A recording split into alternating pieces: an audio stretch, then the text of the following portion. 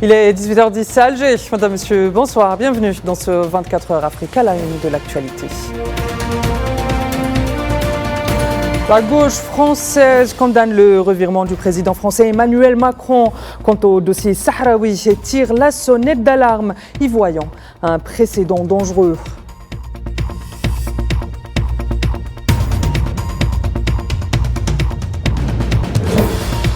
Mohamed Ould El Ghazouani, officiellement investi président de la Mauritanie pour un second mandat ce jeudi lors d'une cérémonie à Nouakchott qui a vu la participation de plusieurs dirigeants africains et arabes.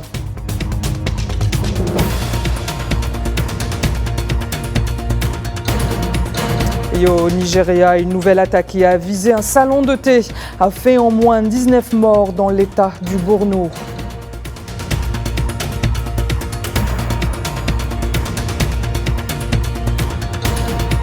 Géo de Paris, 7 victoires.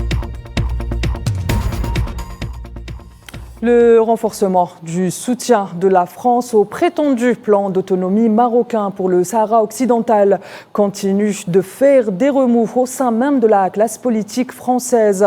Une bonne partie de la gauche du pays condamne le revirement du gouvernement. Les détails avec Safouane Ben Sabri. Suite au revirement de la position française sur la question du Sahara occidental, une partie de la classe politique française a exprimé son mécontentement.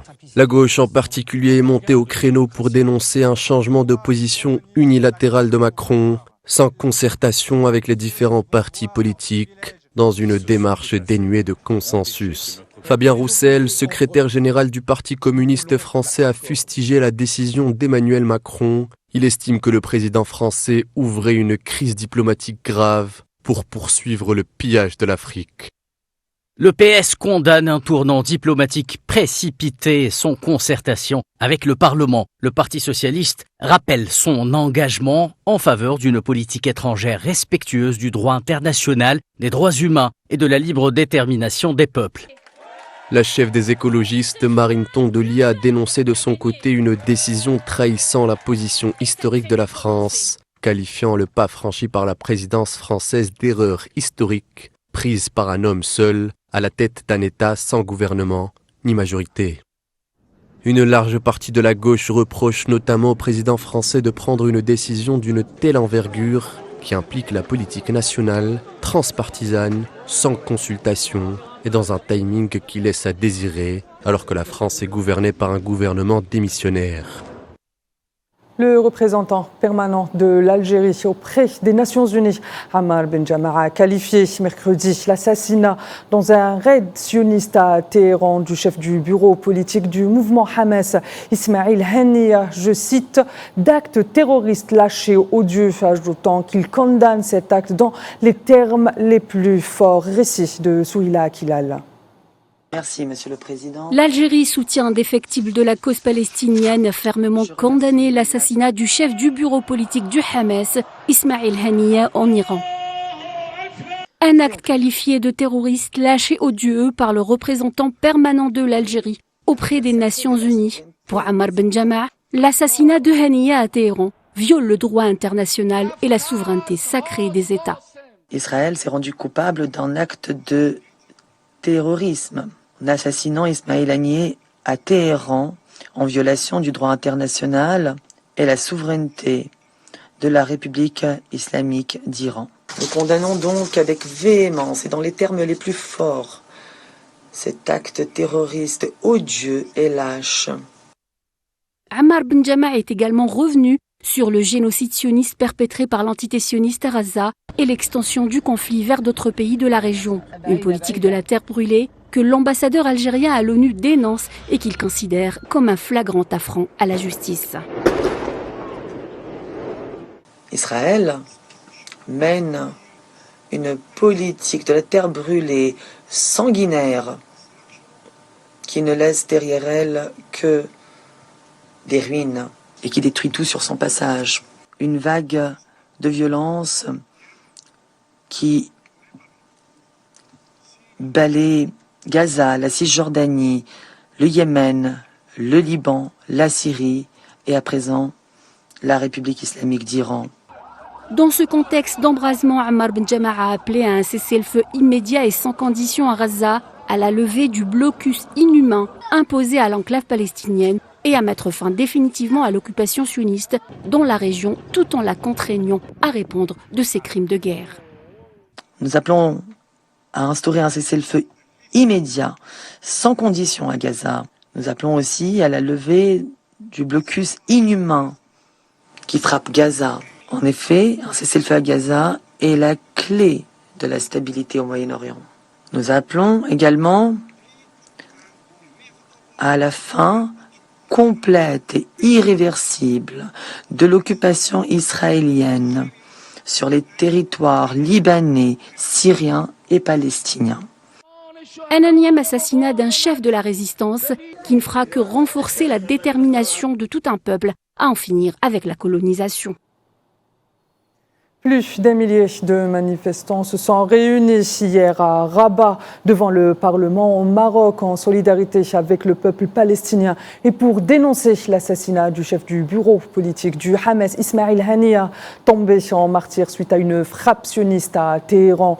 Depuis la normalisation des relations entre l'entité sioniste et le royaume, le peuple marocain ne décolère pas et la coopération entre les deux parties s'intensifie alors que le peuple palestinien subit un génocide à Gaza. En colère, les Marocains y voient une trahison envers le peuple palestinien, comme scandé hier lors du rassemblement. En effet, les slogans contre la normalisation ont été largement repris par les présents qui ont en outre dénoncé la complicité des grandes puissances et des pays arabes qui ont normalisé leurs relations avec l'entité sioniste.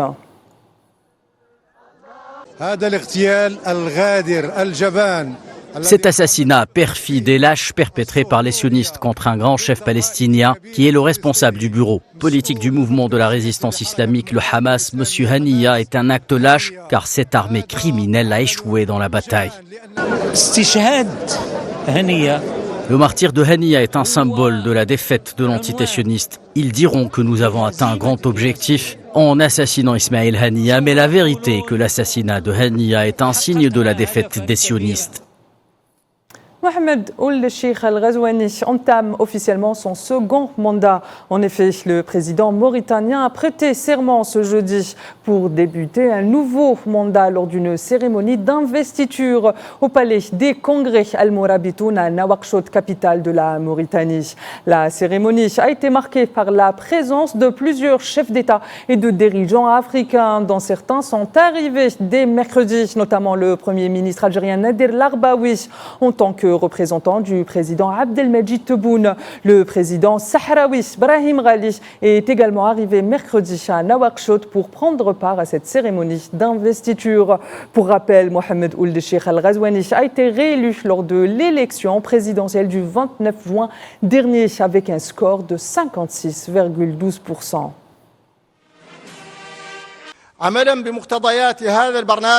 En se basant sur ce programme, j'accorderai la priorité à la garantie de la sécurité et la stabilité, car il s'agit là d'une condition sine qua non pour la réalisation de tout programme de développement, tout comme j'œuvrerai inlassablement à renforcer l'unité nationale et la cohésion sociale à travers l'opposition à toute forme de division et de discorde qui se nourrissent de différents stéréotypes tels que l'extrémisme tribal et à travers l'instauration de l'égalité entre tous dans la dignité ainsi que les droits et les devoirs et une redistribution plus juste des richesses et des opportunités. La situation humanitaire au Soudan est de plus en plus alarmante. C'est le cas notamment au Darfour, a fait savoir un rapport du comité d'études sur la famine ce jeudi, précisant que le conflit armé et les restrictions sur les livraisons d'aide ont provoqué une famine au moins dans un site au nord Darfour et ont probablement conduit à des conditions de famine dans d'autres parties de la région du conflit. Fin juin, un processus épaissé mené par le gouvernement soudanais a révélé que 14 zones du pays, dont les parties des États d'El Ghazira, du Kordofan et du Khartoum, étaient menacées de famine. Les agences onusiennes ne cachent pas leur inquiétude, affirmant que le Soudan traverse la pire crise humanitaire de son histoire. Comme vous le savez, depuis avril 2023, le Soudan fait face à un conflit de haute intensité qui oppose l'armée soudanaise aux forces de soutien rapide. L'accès a joué un rôle clé dans notre capacité à assurer une réponse globale et rapide à grande échelle à cette opération. Et je pense qu'il est important de souligner que nous n'en avons pas caché l'importance. L'accès des populations à nous, ce n'est pas seulement une question de fourniture, c'est aussi une question de pouvoir faire les évaluations nécessaires et de veiller à ce que notre réponse humanitaire soit conçue de manière à répondre à toutes les vulnérabilités que nous identifions. L'accès et notre capacité à assurer notre présence dans ces endroits nous permettent également de nous acquitter de nos très importantes responsabilités en matière de protection. Et cela est et a été caractérisé, et je dois souligner, comme une crise de protection.